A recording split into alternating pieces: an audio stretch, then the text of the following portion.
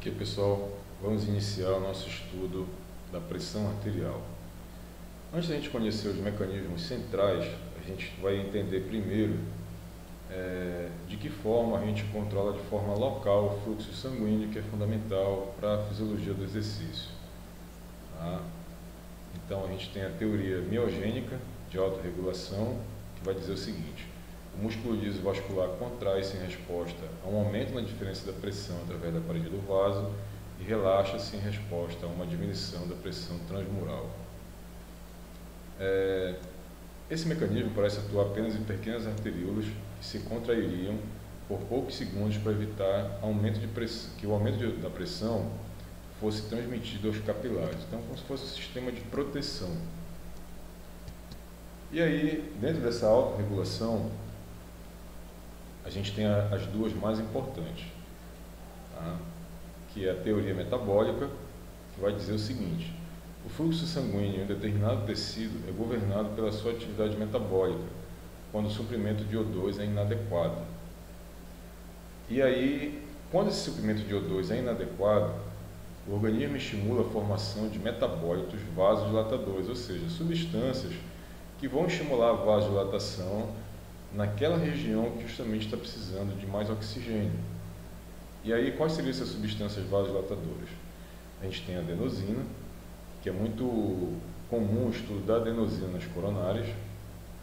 A gente vai ter o ADP e o AMP, que são os nucleotídeos de adenina, o fosfato inorgânico, o CO2, o ácido lático, que na verdade é o lactato, uma diminuição de oxigênio tecidual, um aumento do potássio e um aumento da osmolaridade. Reparem que essa primeira leva aqui de substâncias vasodilatadoras, elas são todas oriundas da contração muscular.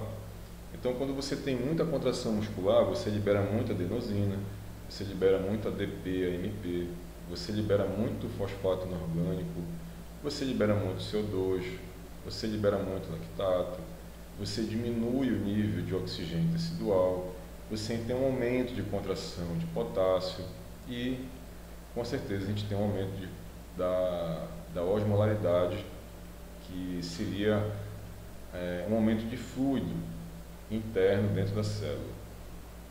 Além disso, a gente tem a ativação dos receptores purinérgicos do endotélio, que induz a liberação de substâncias vasodilatadoras que têm relação com o endotélio, tá? Que são essas EDRF, que vão causar vasodilatação. Todos esses fatores que eu citei agora, elas vão inibir a ação vasoconstritora do sistema nervoso simpático. Lembrando que a gente vai falar posteriormente, o sistema nervoso simpático, ele contribui para a vasoconstrição. E aí, por isso, quando a gente está fazendo exercício físico, e a gente vai liberar essas substâncias, naquela musculatura que está sendo treinada, a gente tem vasodilatação, porque essas substâncias, elas inibem a ação vasoconstritora do sistema nervoso simpático. Outro fator de controle local do fluxo é a temperatura. Então, uma diminuição da temperatura causa vasoconstrição, quando a gente está no frio, a gente tem aquele arrepio, a pele parece que está contraindo, isso é provocado pela vasoconstrição. E no calor a gente tem vasodilatação, então os vasos eles deixam de responder às catecolaminas, liberam potássio e geram a vasodilatação. Então no frio você tem vasoconstrição e no calor você tem vasodilatação. Por isso que vocês com certeza já viram, uma pessoa quando está machucada, com impacto, o famoso baque, está inchado, o que a gente faz no local que está machucado? A gente aplica gelo. Então, diminuindo a temperatura local, você vai gerar vasoconstrição e, consequentemente, uma diminuição do inchaço. Essa diminuição do inchaço a gente percebe imediatamente porque o gelo tem uma ação local muito forte. Então, por isso que o melhor remédio nesse caso aí realmente não seria as pomadas, apesar de elas serem úteis posteriormente. Por isso que o gelo ele tem uma ação muito mais interessante. Agora, a gente tem aqui a hiperemia ativa e a hiperemia reativa. A hiperemia ativa é a que a gente vê no exercício físico. Na verdade, não só no exercício físico. Então, qual seria o conceito? Quando o tecido se torna muito ativo metabolicamente, a taxa de fluxo para o tecido aumenta, justamente porque você tem uma demanda maior calórica, energética, e isso também gera uma demanda maior de oxigênio. E aí não tem jeito, se você tem uma demanda maior de oxigênio, você vai ter uma demanda maior de fluxo sanguíneo naquele tecido. Então aqui alguns exemplos: glândula em hipersecreção, o cérebro durante a atividade mental, você está estudando, é comum, dores de cabeça. Por que a gente tem dor de cabeça quando estuda muito, ou quando fica muito tempo lendo? Justamente porque você aumenta a atividade cerebral e aumenta o fluxo sanguíneo para essa região. E aí qual é a consequência disso? Se você vai ter vasodilatação, esses vasos pressionam os receptores de dor. Não é à toa que todos os remédios para dor de cabeça são vasoconstritores. E aí, obviamente, a gente tem um músculo durante o exercício, que é o nosso objeto de estudo. Além da hiperemia ativa, a gente tem também a hiperemia reativa, que é quando a gente vê lá, por exemplo, se a pessoa está fazendo exame de sangue, quando está fazendo um treinamento com Kaatsu, né, que é o treinamento lá com interrupção parcial do fluxo sanguíneo. Então, quando você tira o torniquete, logo em seguida, você tem um aumento do fluxo sanguíneo muito rápido e muito intenso para aquela região. Ok?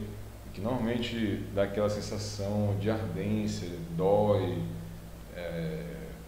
enfim, é uma sensação bastante incômoda quando o fluxo sanguíneo retorna, né? E aí, relembrando alguns conceitos, pessoal: frequência cardíaca normalmente se mede em batimentos por minuto, por exemplo, 60 batimentos por minuto, 80 batimentos por minuto, que a gente usa a sigla BPM. O volume sistólico, que é a quantidade de sangue ejetado em cada sístole, o débito cardíaco, que é a quantidade de sangue, né, que sai do coração, então por minuto. Aí isso aí vai ser a frequência cardíaca vezes o volume sistólico. Então, se você tem um volume sistólico alto, uma frequência cardíaca alta, a gente tem um débito cardíaco alto. Resistência vascular periférica, obstáculos que se opõem ao fluxo sanguíneo na periferia. Então, é interessante a gente observar isso, que quando a gente fala de resistência vascular periférica, eu não estou falando de resistência vascular central, nas grandes artérias. Aqui eu estou falando das arteríolas e dos capilares, que são artérias, que são vasos que conduzem, na verdade, o oxigênio de menor calibre do que as artérias. A gente vai ter a pressão arterial, que é o débito cardíaco, né, aqui em cima, vezes a resistência vascular periférica. Então, reparem, vamos fazer uma paradinha aqui. Se eu tenho um débito cardíaco alto, né, e uma resistência vascular periférica alta, quem é que eu vou ter alto? A pressão arterial. Então, por isso que a gente tem que tomar cuidado, muito cuidado com o hipertenso. Por quê? A gente tem que controlar esse débito cardíaco, que é a frequência cardíaca vezes o volume sistólico, ou a gente tem que controlar a resistência vascular periférica. Como a gente não tem um controle na hora do exercício, né, não tem como estar monitorando a resistência vascular periférica, e muito menos o volume sistólico, a não ser que você esteja no hospital, qual é a única variável que sobra para a gente aqui? A frequência cardíaca. Por isso que a frequência cardíaca é uma variável tão importante para o controle do exercício, principalmente aeróbico, para o hipertenso. E aí lá na frente eu vou voltar a falar sobre isso. Pressão arterial sistólica, força exercida pelo coração para injetar o sangue. E a pressão arterial diastólica, força exercida pelo coração para o retorno do sangue. Pressão arterial média seria a pressão arterial sistólica mais aí tem uma equaçãozinha aqui, pressão arterial diastólica vezes 2, e esse resultado aqui dividido por 3. Então a pressão arterial média, apesar de a gente não usar muito no dia a dia, é um parâmetro até mais importante para verificar essa questão da saúde da pressão arterial do que a própria medida da pressão arterial. E por último, a gente tem o famoso, mas não menos importante, duplo produto, que seria a pressão arterial vezes a frequência cardíaca. O duplo produto é um indicativo fundamental de estresse cardíaco. Por quê? Ele é um indicador de consumo de oxigênio do miocárdio, que é justamente um músculo que faz o coração entrar em ação, ou seja, é ele que contrai para fazer a ejeção do sangue. Então, se a gente tem uma pressão arterial sistólica alta e uma frequência cardíaca alta, a gente tem um duplo produto alto. Então, vejam bom, você vai ter um estresse pressórico elevado, que já é perigoso para o hipertenso. Aí você vai ter uma frequência cardíaca elevada, que também é perigoso para o hipertenso. E multiplicando essas duas variáveis, você tem um duplo produto elevado, que é o mais perigoso de todos para o hipertenso. Por quê? Significa que se você tem um duplo produto elevado, o trabalho cardíaco é muito maior. Vejam, no exercício físico você tem que elevar o duplo produto, mas isso não significa que eu tenha que elevar ele indefinidamente. Existem valores seguros para isso. E aí, pressão sanguínea. Qual é o conceito de pressão sanguínea? É a pressão pelo sangue, é a pressão exercida pelo sangue nas paredes dos vasos. Reparem, pressão sanguínea, não falei pressão arterial, porque a gente vai ter pressão nas artérias e pressão nas veias. Por que a gente estuda tanto pressão nas artérias? Porque a pressão nas artérias ela é muito maior do que a pressão nas veias. Por isso que ela é mais estudada.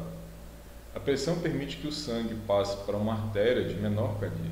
Então, se você não tiver pressão, como é que esse sangue vai percorrer esses vasos, para chegar em todo o corpo? E aí a importância da pressão, obviamente, é fazer o sangue fluir pela circulação.